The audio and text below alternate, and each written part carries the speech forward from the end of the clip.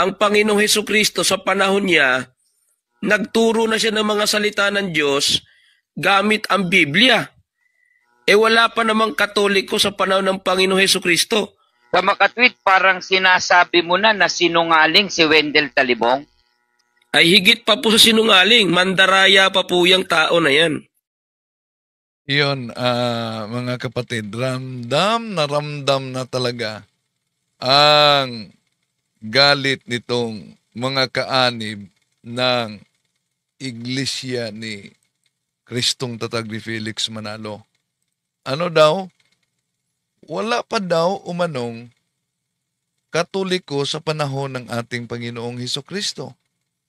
Totoo nga ba yon na wala pang Katoliko? Di po ba ang sabi mismo ng kanilang ministro? Mali po ang pagkaunawa nitong si Talibong. At ang Iglesia Katolika bilang isang organisasyon o samahang pangrelihiyon, yan po ang organisasyon. Pagka sinusi pabalik, yan ang dating Iglesia ni Kristo. Yan ang dating Iglesia ni Kristo. Yan ang dating Iglesia ni Kristo. Hindi po totoo yan. Mali po ang pagkaunawa nitong si Talibong. Talaga pong ang Iglesia Katolika Apostolika Romana, talaga pong sa pasimula, yan ang Iglesia ni Kristo. Yan. Kung ang Iglesia Katolika talagang sa pasimula, yan ang Iglesia ni Kristo. At kung sinabi nito mga revealers na sa panahon ng ating Panginoon Kristo, anong panahon yon? Unang siglo. Wala pang Katoliko. Paano ngayon? Pasinungalingan nila, ang pasugo nila, Marso-Abril 1987 sa pahina 4, na ang may akda ay si Phil John Puentes, na ang nakasulat, I have nothing against the fact that the Catholic Church, which exists to this day, could be traced back from the 1st century. Ano daw? Ang simbahang Katoliko maibalik sa unang siglo at di daw umano matutulan. Dahil di natapos ang ating pagsagot sa The Revealers, ating ipagpatuloy ito ngayon. Samahan ninyo ako. Kasi umalingan, pag palaging inulit-ulit ay magmukha talagang katotohanan para sa ating mga kapatid na kulang ang kaalaman. Ang pagkadaya ay maranasan sa iba't ibang paraan. Pero napakasakit pag madaya tayo sa pananampalataya dahil nanganib pati ang ating kaluluwa. Viva Cristo Rey! Pro Dio et Ecclesia!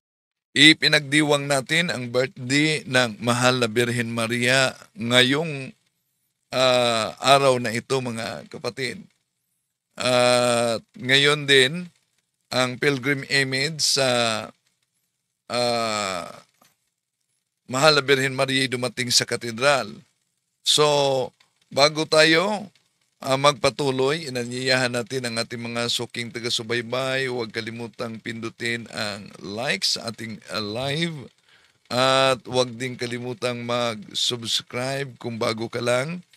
At pindutin ang bell button para updated kayo, mag-comment at i-share ninyo. Kumusta sa lahat nating mga suking taga-subaybay. At welcome sa mga bagong pumasok, sa mga pumasok sa ating comment section, no? Si Tami Balisario sa Las Piñas, si Sander, si kapatid Shadukon, at sa lahat nating mga kapatid, si Christopher Digia Viesa, no? At ang lahat natin na mga taga-subaybay. Welcome! Ulitin ko, maligayang kaarawan sa naipinagdiwang natin sa Mahal na Birhen Maria. No? At kung malala ninyo, mga kapatid, na ating nasaksihan ang panggagalaiti nitong mga kaanib sa Iglesia ni Kristo, na habang sila ay sumasagot sa akin, mas lalo pang nahayag ang mga maling aral nila. Una, yung sinabing, ano daw, ako daw ang Panginoong Hesukristo sa panahon niya, nagturo na siya ng mga salita ng Diyos gamit ang Biblia. Wala pa namang Katoliko sa panahon ng Panginoong Hesukristo. Sa makatwid, parang sinasabi mo na sinungaling si Wendell Talibong. Ay higit pa po sa sinungaling, mandaraya pa po yung tao na yan. kung ang sinungaling ay mandaraya. Una, anong masasabi kaya nila nang ikinakalat nila ang fake news mismo sa telebisyon na na-convert daw ang Katolikong pare pero hindi pala pare? Naalala niyo yan? Tinatalakay natin yan. Kita mo ba yung, sandali muna ha, yung sinabing pari daw ng simbahang Katoliko. Pero liminister pala.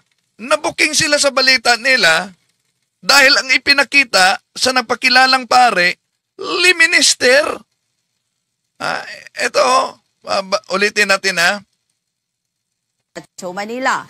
Sa lokal ng Camarin Distrito ng Caloocan North, kabilang sa mga dumalo at nag-anyaya ng mga panauhin ang isang dating paring Katoliko. Isang dating paring Katoliko talaga. No? Ito'y kabahagi sa tinatawag na propaganda.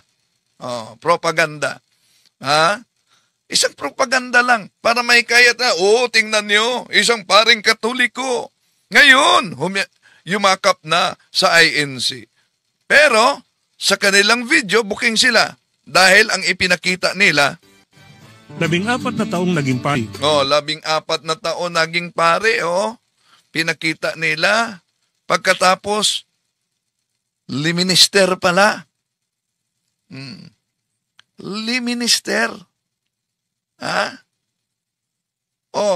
So, dumaan ako pagiging production director, dumaan ako pagiging editor, nagiging inosente siguro ang kanilang editor-in-chief dito na ipakita ang kasuotan niya na liminister. Dapat ang ipinakita nila yung nakasuot siya ng abito at estola tulad sa pagpunta sa kapelya. Yan, nabuking sila yan. At hindi lang, matagal na kasi ginagawa nila yung mga pagkakalat ng kasinungalingan at yung mga bagong mga aklat Katoliko na minadject talaga pagbasa. Kaya yung pinasok kami sa taga The Revealers yon, na INC, nahirapan siyang ipagtanggol mismo yung ginawa ng kanilang ministros, Ramel Parba, sa debate namin. Balikan muna natin, ha? Kita mo ba yung debate namin ni Ramel Parba, bro? Dahil sa debate, di ba, sinabing, nandaya ako at tampered ang gamit ko. Nakita mo ba yon? Ito lang. Bro? Dahil napanood mo yung debate yan, sabi ni Parba, nandaya daw ako. Napanood mo itong aklat na ginamit ni Parba. Parinig ko sa inyo, ha? Ito. Pero ang mastermind, matulad sa inyong libro, gusto na ito, they altogether fantastic to say that the remote beginning. They altogether fantastic to say that the remote beginning. Narinig mo ngayon na ginamit itong aklat na ito. How did the Catholic Church? Anong sabi ni Parba? They altogether fantastic to say that the remote beginning. Narinig mo ang sinabi ni Parba, the altogether fantastic to say that the remote beginnings. Bakit sinabi ni Parba, the altogether fantastic to say na ang nakasulat?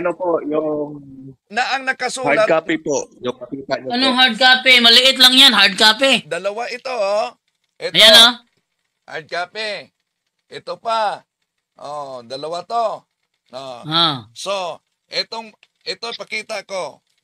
It is not altogether fantastic to say that the remote beginning of the Catholic Church go back to the terrible day when Lucifer flung against the heaven skies his banners of revolt. Ang The tanong page dito ko... ba dyan, do? Bakit Ayun na nga. pagbasa ni Parba, nawala na ang nat? Altogether fantastic to say Bakit naputol yung nut? Pakisagot bro, bakit doon naputol yung nut? Nawala yung nut pagbasa? Yung nasa video po yon. O yung sa video, binasa niya. Yung maliit po ba yon? Oh, yung maliit. Nakita ko sa video, yung maliit, yung pinakita ni Bro Talibong, parang malaki po yun eh. Meron kang kopya, wala? Wala po. Wala. Pareho lang, maliit. Wala. Okay, pakita natin ang maliit, ha? Ito, maliit. Itong maliit, ang gusto niya. Oh, malinaw na nakasulat, it is not altogether fantastic to say. Parang di napansin nila paano nandaya ang kanilang ministro. Rinig mo na ang pagbasa ni Parba. Tanong, nang tinanggal ni Parba ang salitang nat, pandaraya yun, hindi? Di ko lang po alam kung ano yung gamit niyang aklat. Baka iba-iba po yung mga... Narinig ba niya yung pahayag ng the Revealers na binasa talaga ng the Revealers yung it is not altogether fantastic to see. Oh, narinig mo ba daw na binasa ng The Revealers yan? Di ko alam kasi hindi naman ako araw-araw nanonood pa. Pagka dumadaan lang sa TikTok, wala ako nakakapanood. Meron ka bang video, Brother Wendell, na binasa nila, Brother Wendell? Yes. Wait, it is not altogether fantastic to say that the remote beginnings... Oh, balik. Ulit. Wait, it is not altogether fantastic to say that the remote beginnings of... So nabasa talaga, it is not altogether. Si Parba. Pero ang mastermind, tungkol sa inyong libro, gusto na ko, altogether fantastic to say that the remote beginning... So, the altogether fantastic to say. Ngayon. Pero, sa The Revealers... Wait, it is not altogether fantastic to say... Ito nga tanong ngayon dito, bro. Sino ang nagsasabi ng totoo? Si Ramel Parbo o si Syriac ng The Revealers? Sagutin mo, bro. Sagutin mo. Yan, nagka-bookingan na sila dito kaya di na tayo magtaka kung bakit na nanggagalaiti talaga, no? Pero ating sasagutin eto mga kapatid dahil alam niyo naman na nauna nang tinatalakay natin ito, di lang na tapos yung kabuuan na pagribat natin. So, ipagpatuloy pa natin bukas din ako ang magtatapik. Eto, balikan muna natin mga kapatid, yung banat nila sa akin. Di naman detalyado ang nakasulat sa Biblia. Maliwanag po yun, Kuya Proton. Ano po yung masasabi po ninyo na hindi daw po dapat Bible alone at hindi naman daw lahat ay detalyadong nasa Biblia? Mali po yun, Kuya Robin. Sapagkat sa Biblia po, doon po nakasulat ang mga salita ng Diyos at may talata po tayo ng Biblia. Bago dyan, no? Kasinungalingan daw umano na hindi detalyado ang Biblia dahil ang lahat ng mga aral ay nasa Biblia. Una, kung talagang detalyado ang Biblia, yung aral nila na kinopya lang mula pa ni Martin Luther, Bible alone, sola scriptura. Di ba, napansin ninyo na bawat doktrina nila may katumbas na salin ng Biblia. Pero ang tanong, may mabasa ba na salin sa Biblia na nagsasabing ang kanilang doktrinang sola scriptura o Bible alone ay nasa Biblia talaga? Meron ba? Wala. Tuloy natin. Ito po ang nakasulat sa unang Korinto 4:6 na New Testament for everyone. Ang sabi po dito, po,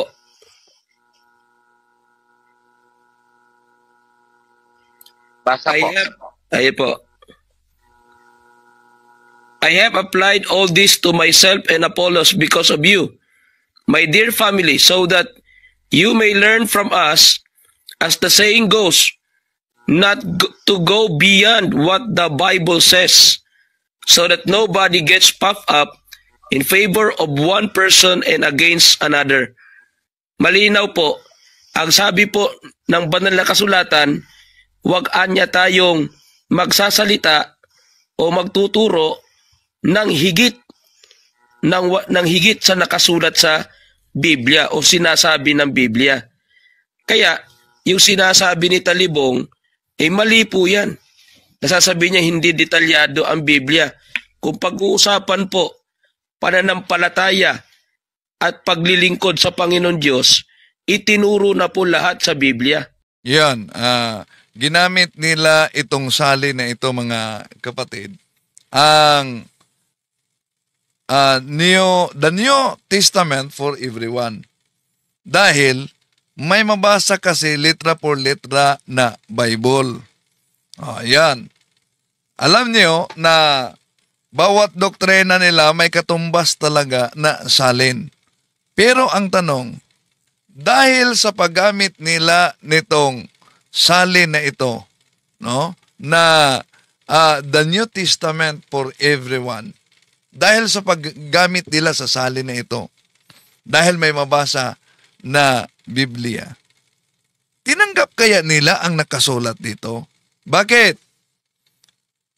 Tinanggap ba nila ang the New Testament for everyone dahil may nakasulat na Bible sa 1 Corinthians chapter 4 verse 6? Ang tanong, ano nakasulat sa John chapter 1 verse 18 sa salin na the New Testament for everyone? Ito po ang ating mabasa, mga kapatid. Pansinin ninyo. Nobody has ever seen God. The only begotten God, who is intimately close to the Father, He has brought Him to light. Yun ang mabasa natin sa salin na kanilang sinisipi dahil may mabasang Biblia. Di po ba? Batay mismo sa naturang salin, booking na sila dahil alam nyo naman na hindi sila naniniwala na ang ating Panginoon Jesucristo ay Diyos. Samantalang sa Juan Kapitulo 1, versikulo 8, wala pang taong nakakita sa Diyos kailanman. Ang bugtong na Diyos na sa kandungan ng Ama, siya ang naghayag sa Kanya. So napakalinaw yan, mga kapatid. Sandali nag-live pa lang ngayon ang sa punto por punto. Subukan natin. And then, baka malapit na din natapos. And then, bukas, yung kumpletong video nila, ireribat natin punto por punto. Meron pa sila mga aklat Katoliko kasi na ginagamit. At yung mga aklat, pinag-chap-chap. At kahit introduction sa Bible. So, ihayag natin yan. Isa-isa, mga mahal kapatid, no? Chap-chap talaga nila. So, at least, aware kayo na yun ang kanilang mga ginagawa at i-forward din nyo sa mga kasama para di sila madaya.